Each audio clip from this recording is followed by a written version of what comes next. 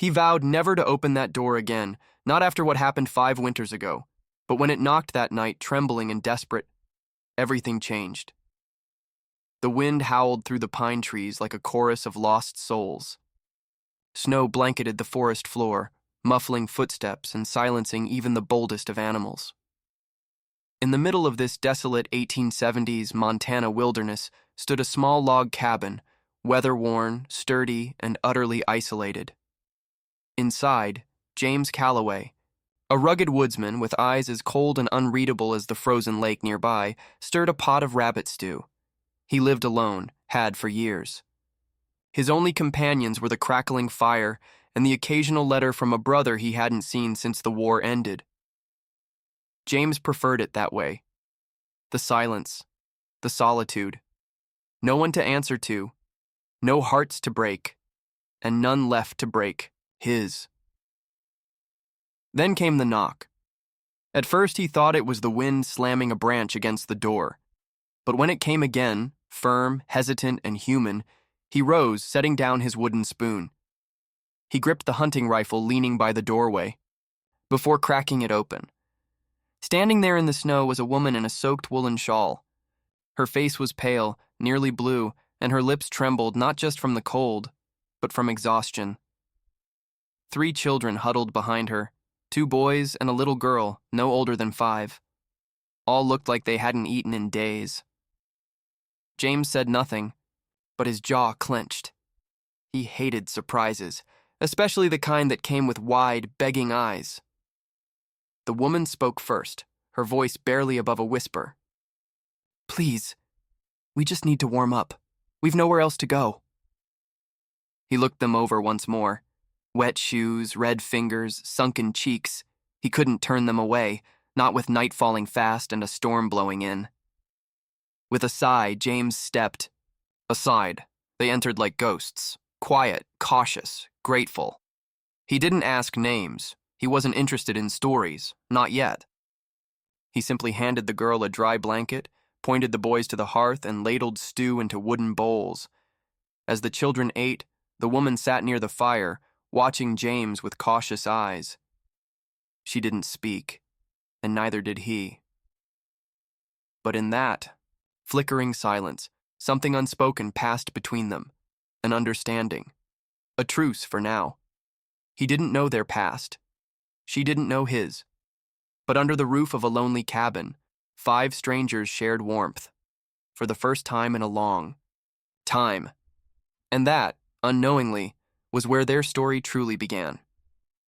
If this first knock gave you chills, wait till you hear what happens next. Like this video and subscribe to the channel. This is one story you won't want to miss. Morning broke slowly over the Montana forest, golden light spilling over frosted pines like warm honey.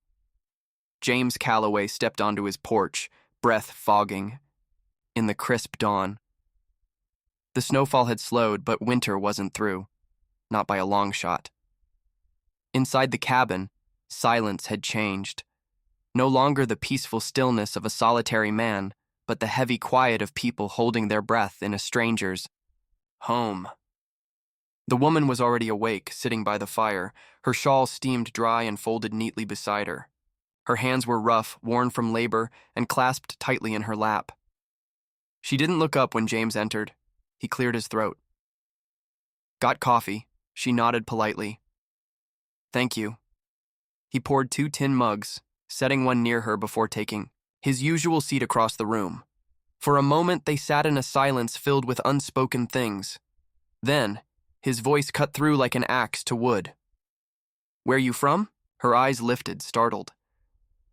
"Ain't looking to cause trouble," she said softly. "We just walked too long. Got caught in the storm." James studied her. "Didn't ask if you were trouble. I asked where you're from." Her gaze dropped again. "Nowhere anymore." That answer settled in his chest like a stone. The children stirred on the straw mat near the hearth.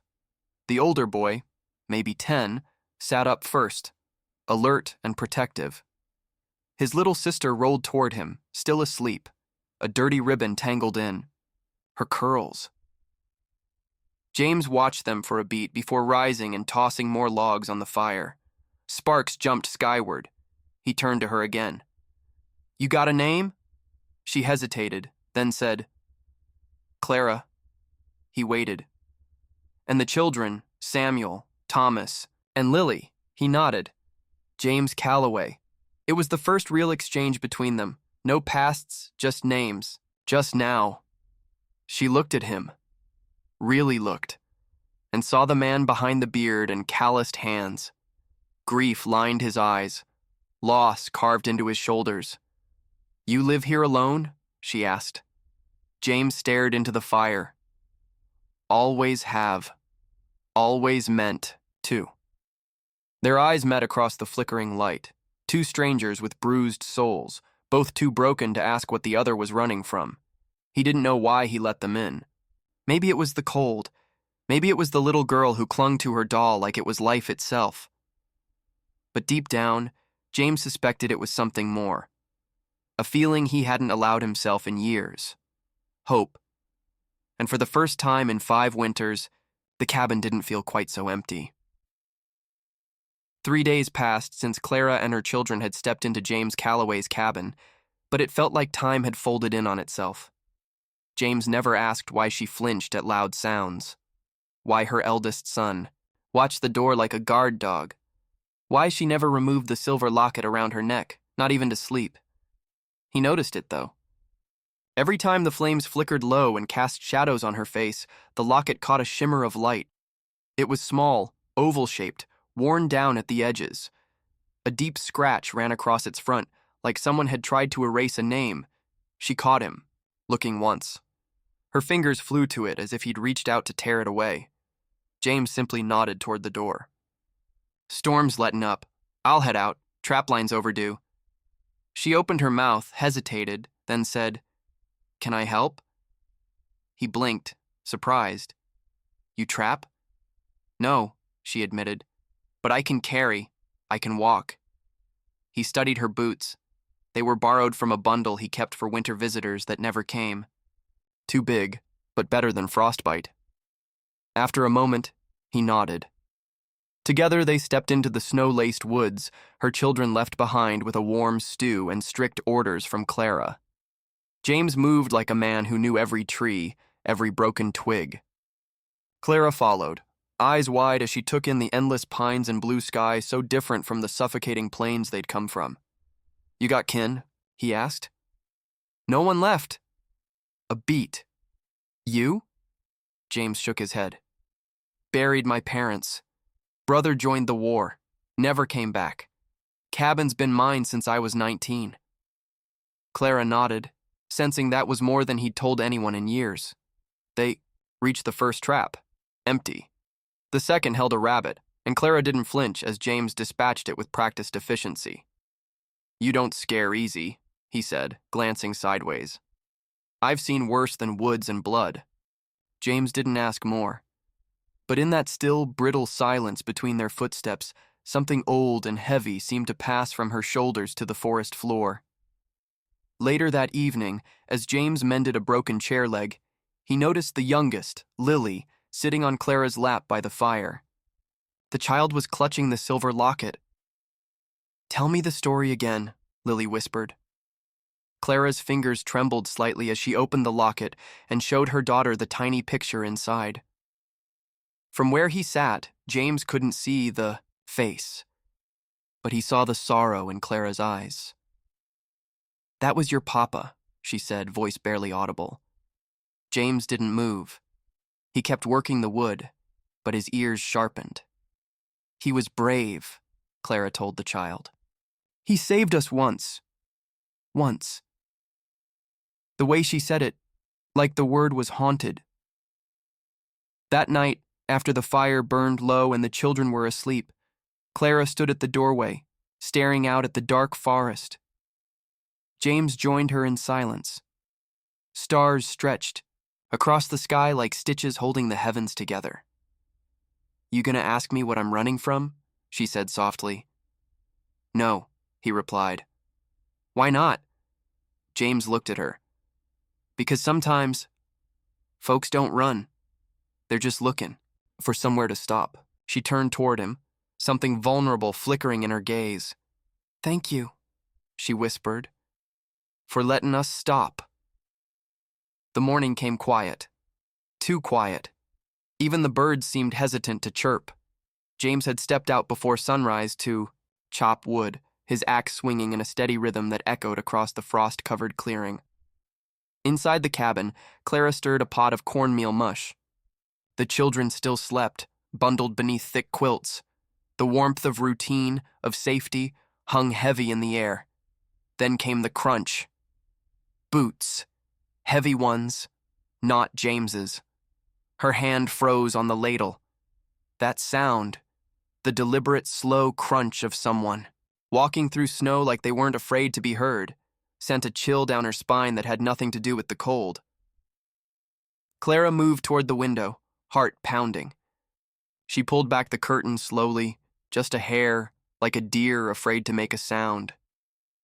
And there he was, a man. At the edge of the tree line, sitting on a chestnut-colored horse. Broad shoulders, dark duster, hat low over his brow, and still. Too still. Like he was waiting for something. Or someone. She couldn't see his face, but the shape, the stance. Every bone in her body screamed a name she hadn't spoken in 2 years. James emerged from behind the shed, axe still in hand. He paused when he saw the rider. Not a word passed between them, but something passed. Tension like a drawn bowstring. Clara bolted out the door. "James!" she shouted. He glanced at her. "You know him?" Clara opened her mouth, then shut it. Her face drained of color. "Clara," James said again, low and firm. "Do you know him?" Her voice came out hollow. I don't know if I want to." The rider didn't move, just tipped his hat ever so slightly, almost polite. James stepped forward, not lowering the axe. "You got business here, stranger?" The man didn't answer. He turned his horse slowly, the leather creaking under his weight, and rode off back into the pines without a word. But just before he disappeared, he tossed something onto the snow near the fence. James walked over and picked it up, a silver coin. Clara's knees buckled. She sat straight down in the snow, staring at the coin like it was a ghost. "What is it?" James asked. She whispered, "It's not the coin. It's what it means." He knelt beside her, concerned. "Tell me." She didn't look at him. Her eyes were fixed on the trail the horse had left behind. "It means he's found me." Clara sat frozen, her breath clouding in the cold air, eyes locked on the silver coin glinting in James's palm. It wasn't just any coin. It was marked. A small scratch across the left side, a deep groove like a crescent moon. Clara had made that mark herself 2 years ago. Back when she still wore her wedding ring and believed in happily ever after. James knelt beside her, his breath steady but wary. "You're shaking," he said, voice low. "Tell me who that man is." Clara swallowed hard. "His name's Elijah Maddox." James blinked. He knew that name. Everyone in the territory had heard it whispered once or twice, always followed by a story soaked in blood. He's a bounty hunter. Used to ride for the Confederates. When the war ended, he didn't stop hunting, just changed his targets. James's voice hardened. "Why would a man like that be looking for you?" She looked at her hands, fingers curled like she could still feel the ring that wasn't there. "Because I was his wife." The words dropped between them like a gunshot. James stood, slow and careful. You said your husband died." "I didn't lie," Clara whispered. "The man I married, he died long before I left." She paused, jaw tight with old pain. Elijah wasn't always like that. He came back from the war hollowed out, angry, violent. He'd drink and vanish for weeks, then come back swinging. I took the kids and ran when he passed out one night, left behind everything, even that coin. I scratched it once with a nail, and said if I ever saw it again, I'd know he was close. And now he's here. Clara nodded. which means he's not done with us. James exhaled through his nose, looking toward the forest.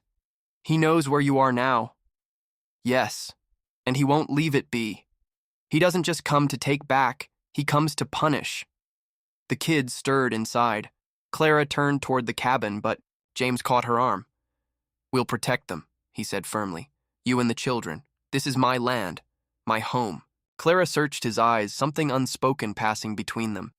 Fear, yes, but something warmer underneath. Trust.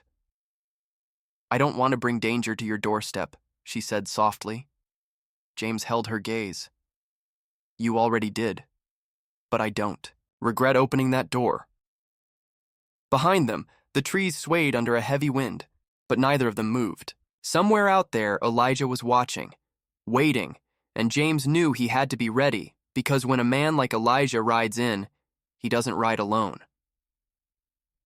That night, the wind howled louder than before, rattling the shutters and groaning through the tall pines like a warning whispered from the dark. Inside the cabin, James sat in his old wooden chair, his rifle resting across his lap, eyes fixed on the door. He hadn't slept, not really, just watched the shadows crawl across the floor as the fire dimmed. Clara sat nearby, holding little Sadie close. The child was fast asleep, her tiny fists curled in Clara's shawl, while the boys lay bundled together in the loft above. But Clara's eyes were wide open, just like James's. Neither said a word, but their thoughts were loud. Finally, Clara broke the silence. I always thought I'd end up like my mother, she murmured, married to a man she feared, pretending the bruises were her fault. James looked at her, something sharp softening in his chest. But I broke the pattern, she continued. Ran, hid, survived, still, the fear finds me. It won't find you here, James said, voice steady. Clara met his eyes. You can't promise that. No, he admitted. But I can promise I'll stand between you and whatever's coming. A long silence stretched between them, but it wasn't empty. It held meaning. It held something new. She smiled faintly, and James felt warmth creep into the coldest parts of him. Then, a creak on the porch. James stood instantly, rifle raised, silent as a ghost. Clara moved toward the children instinctively. Another creak. He stepped to the door, hand on the latch. His breath held, but nothing came. Just the wind again. Still, he waited. When he finally opened the door, rifle aimed, the porch was empty. But something had changed. A bundle sat at the doorstep, wrapped in burlap. James knelt slowly, lifting the cloth just enough to see what was inside. A dead rabbit, freshly skinned. But it wasn't the gift that chilled him. It was what lay beneath it. A single bullet, carved with a mark. The same crescent, scratch as the coin. James brought it inside, setting it on the table where Clara could see. Her face went pale. That's his way of saying he's close. James clenched his jaw. And watching. She nodded slowly. He wants us scared. Wants us to run. Well, James said, loading the rifle with that very bullet. He doesn't know me. Outside, the storm rolled in, but inside, the cabin, no longer felt like just James's. It was theirs now, and he'd fight to keep it that way. The morning came gray and heavy, as if the sky itself bore the weight of what had been left on James's porch. The rabbit was cooked for breakfast, but the bullet sat untouched on the mantel, a reminder that safety was a fragile illusion. James stepped outside before the sun had properly risen, scanning the tree line with narrowed eyes. He didn't expect to see Elijah. Not yet, but he could feel him. Clara stayed inside, quiet, her movements careful. She was no stranger to fear, but this time it felt different. The cabin, once cold and unfamiliar, had become a shelter. Not just from the weather, but from the past and James. He wasn't just a woodsman anymore. She watched him from the window, the way his broad shoulders tensed, how his eyes tracked the stillness like a hunter ready to defend something precious. She'd never been someone's precious before. That realization hit her hard, Back inside, the boys helped gather firewood near the barn, while Clara mended the children's clothes. Sadie played near her feet, humming a tune that sounded like hope. Then it happened. James turned suddenly, rifle halfway up before he froze. Clara rushed to the doorway. "What is it?" He didn't answer, because there, beyond the pines, stood a man, black coat, hat low over his face, arms loose at his sides, not advancing, not retreating, just watching. Clara gasped. "It's him!" James stepped forward slowly, deliberately. Elijah raised a hand in greeting, not a wave, but a slow, taunting motion. Then, as if pulled back into the shadows by the trees themselves, he was gone. Vanished. James returned to the porch, his jaw clenched. "He's not hiding anymore," Clara's voice trembled. "He never was." That night, James began reinforcing the cabin, nailing planks across the windows, checking the locks twice. He even moved the children's bedding closer to the fireplace where they'd be warm and safer. Clara brought him coffee as he worked. Their hands brushed, and this time, neither of them pulled away. "You could still send us away," Clara said softly. "Save yourself the trouble." James looked at her like she'd just suggested he cut off his own arm. "This is my trouble now." And for the first time in years, Clara allowed herself to believe maybe love didn't always come with pain. Maybe this place, this man, could be the beginning of something better. But outside, in the blackness of the forest, Elijah circled, like a wolf waiting for the cold to do its work. The storm rolled in fierce that night, hammering the roof with cold rain and wind that howled like ghosts outside the window panes. Inside, the cabin glowed warm with firelight and the soft rustle of blankets.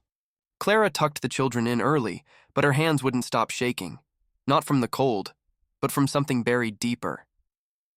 James noticed he was whittling wood by the hearth, carving another toy for Sadie, when Clara stood silently by the eye, mantle staring at the floor. "You all right?" he asked gently. Clara nodded, but didn't move. After a moment, she knelt and slid the rug aside, revealing a loose floorboard near the corner. Her fingers hesitated at the edge before she lifted it as if unearthing a ghost. James didn't speak. He just watched. Clara reached in and pulled out a small leather-bound book, worn, edges curled, and tied shut with fraying ribbon. "A diary?" James asked. Clara swallowed hard. "Mine. From before everything." She untied it, sat on the floor, and opened the first page. Her voice trembled as she began to read aloud. May 3rd, 1871. Elijah raised his hand again today. Said it was because the stew was cold, but I know it's more than that. I feel like a prisoner. Maybe if I write things down, I'll remember who I am. Page after page revealed Clara's hidden world, years of pain, control, and survival. Her words painted Elijah not just as cruel, but obsessive. He'd tracked her before. Promised if she ever left, he'd never stop looking. James's fists clenched. Clara turned to a final entry dated the week before she arrived. "If I die, let it be somewhere I was free, even for a moment." She closed the diary and looked at James, with tear-filled eyes. "I wasn't running from a man, James. I was running from hell." James sat beside her, silent, heart pounding. "You think less of me now?" she asked. He didn't answer. Instead, he took the diary from her hands, placed it gently on the table, and said, "I think I'd give my life to make sure you never have to write words like that again." The silence that followed was louder than thunder, because in that moment, Clara realized James wasn't just a woodsman. He was her shield. And maybe she could be his reason. Outside, the storm raged on. But inside that cabin, for the first time, Clara felt safe. The rain had calmed to a whisper by dawn, but the woods remained cloaked in mist, thick and silent like the breath of something ancient holding its tongue. James was up early, checking the traps by the creek. Clara stirred, the hearth with sleepy eyes when she heard Sadie's soft voice whisper behind her, "Mama, there was a man at the window last night." Clara turned slowly. "A man, sweetheart?" Sadie nodded, clutching her doll close. "He had eyes like fire, and he was smiling, but not nice." A chill ran up Clara's spine. She rushed to the window, brushing away condensation. Nothing. Only trees and fog. But her mother's instinct screamed otherwise. James returned just as she was locking the door. "There was someone here last night," she said. James didn't doubt her. He scanned the tree line, his jaw tightening. Did he touch anything? Sadie. Just saw him at the window. He walked outside in long, purposeful strides. Mud squelched beneath his boots as he circled the cabin. That's when he saw it. Just beneath the front window. A boot print. Too large for a woman, too heavy for a child. Fresh. He followed the faint trail into the woods, but it ended abruptly, vanished like smoke. James returned and found Clara waiting. By the door, arms crossed, fear in her eyes. There was someone, but he left something. He opened his hand. Inside, a small silver coin. Strange etchings on one side and on the other. A single, burned-in letter, E. Clara's knees buckled. That coin. Elijah carried one just like it. Said it was from his grandfather. He used it like a promise. Where this coin goes, I go soon after.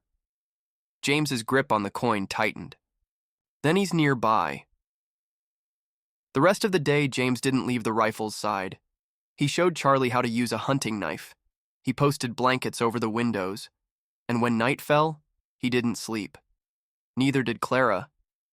They sat across from each other in the quiet, flickering shadows of firelight. Two people who had found something soft in one another, but now had to fight like hell to protect it. Outside, in the hush of the trees, a twig snapped, and the cabin, once a refuge, held its breath. The forest was silent, but not dead. James stood by the door, rifle in hand, the flames inside the hearth casting flickers on his worn face. Clara held Sadie and Grace close, while Charlie sat alert, eyes like flint. Then came the smell. Smoke, not from their chimney. This was pine smoke, distant, drifting in from the east. James stepped outside, following the scent until he saw it, a campfire, faint through the trees just off the ridge. He didn't move closer. He didn't have to. A figure stepped into the clearing, tall and dressed in a long black coat, broad-brimmed hat shadowing his face. He didn't speak. He didn't draw. He only reached into his coat and pulled out something tied in red cloth. Then he placed it on a rock and walked away, disappearing into the fog. James waited. 10 full minutes. Then, with slow steps, he approached and untied the cloth. Inside was a worn, leather-bound notebook and a dried wildflower pressed between its pages. He opened it. The first words, scrawled in Clara's handwriting, "To my dearest Elijah, may these words bring you peace in war." James felt the blood drain from his face. He knew this notebook. Or at least, the name. "Elijah," he whispered. He turned the next page, and the next. Letter after letter, some with smudged ink, others with tear-stained corners, words of love, promises, dreams of a future that no longer existed, and a final page, written in haste. "If you ever find this, I'll be with the children. I'll be safe.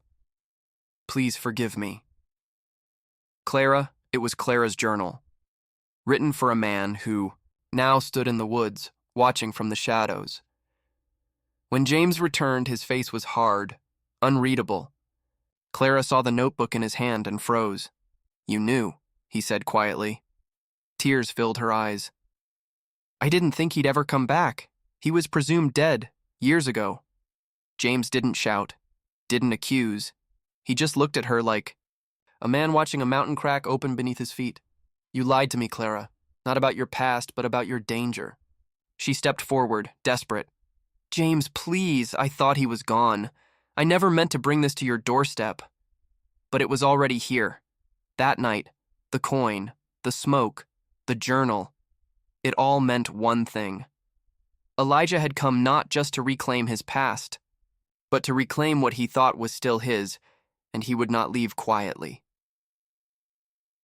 The next morning was quiet. Too quiet.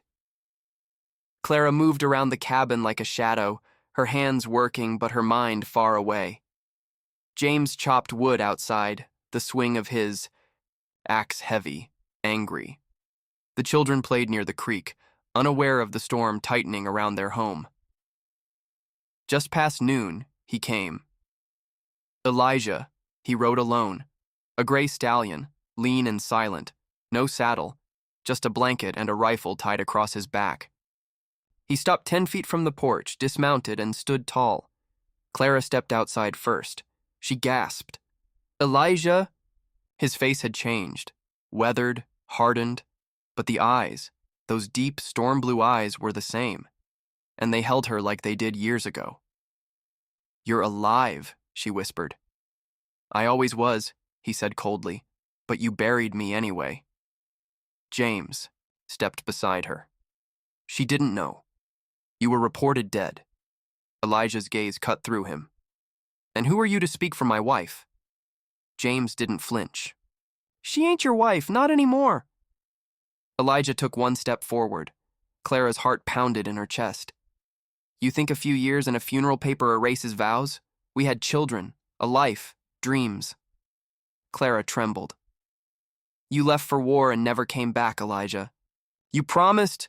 I never stopped trying, he interrupted, voice rising. I was captured, held, tortured. I wrote letters, sent word. No answer. He pulled something from his coat. A stack of letters, yellowed and dirty, tied with twine. Every word I sent. Returned to sender. James looked at Clara. Her lips quivered. I never got them. I believed you were dead, she said, voice cracking. What was I supposed to do? Elijah stared at her for a long moment. Wait. Just wait. Then his eyes went to James. You took them in, my family, my wife, my children. James stepped off the porch, slow and deliberate. I protected them, fed them, held them when they cried. You may have shared blood, but I've been their father in every way that mattered. Elijah's jaw clenched. This ain't finished, he said. James nodded. It won't end here, but it'll end. Fair. Elijah nodded once, then turned, whistled to his horse, and disappeared back into the woods. That night, Clara sat on the porch alone. Her fingers clutched the notebook Elijah had left. Inside were memories she thought were buried. A life that once was. And a man who'd returned too late, but not without claim. The dawn broke with a blood-orange sky, the kind that warned the plains of coming reckoning. James stood outside, sharpening his knife, not for war, but for clarity. He knew Elijah would return, not with bullets, but with questions no man wanted to face, and he was ready. Just past sunup, Elijah rode in again. No threats this time, no fire in his voice, just a heaviness in his shoulders, a lifetime of loss packed in silence. James met him halfway. We ain't got to fight, Elijah said first. No, James agreed, but we need to talk. They sat on opposite sides of the porch, while inside Clara watched through the window, her heart torn in two.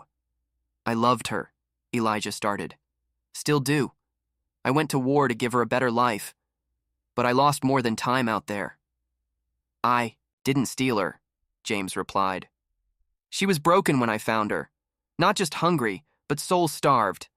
I didn't mean to fall for her, but them kids, they made me a man I didn't know I could be. Elijah nodded slowly. My daughter calls you Pa.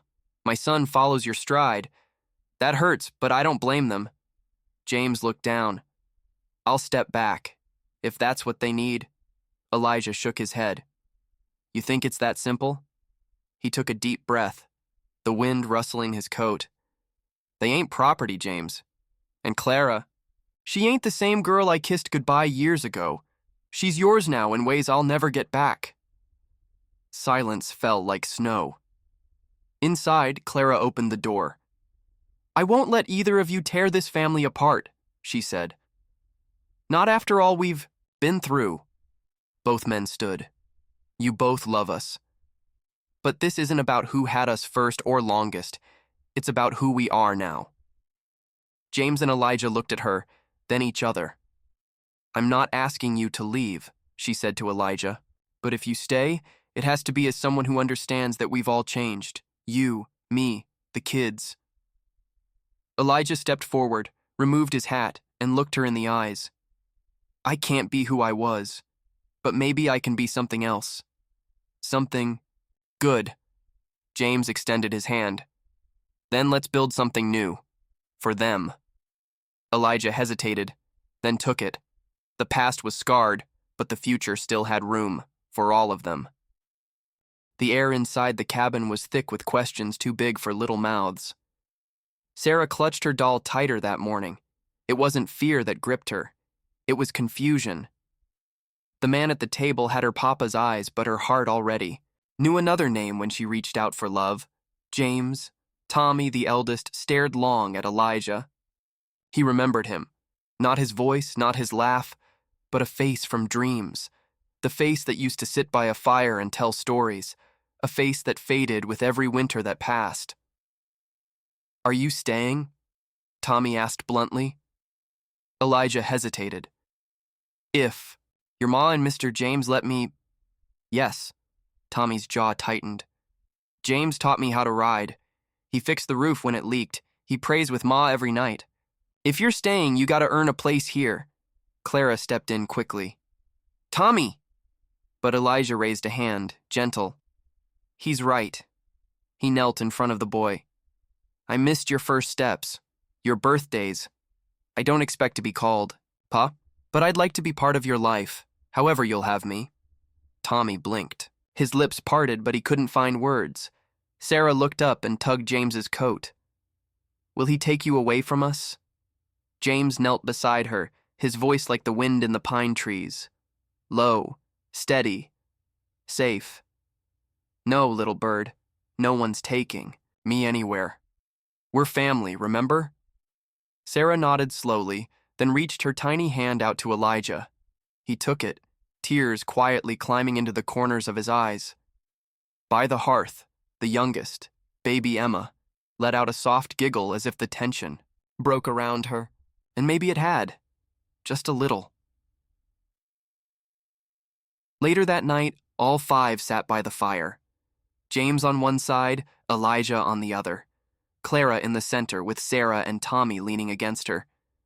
They didn't have all the answers, but for the first time, they were asking the right questions, and in that flickering warmth, they all realized something. Sometimes family isn't about choosing between people.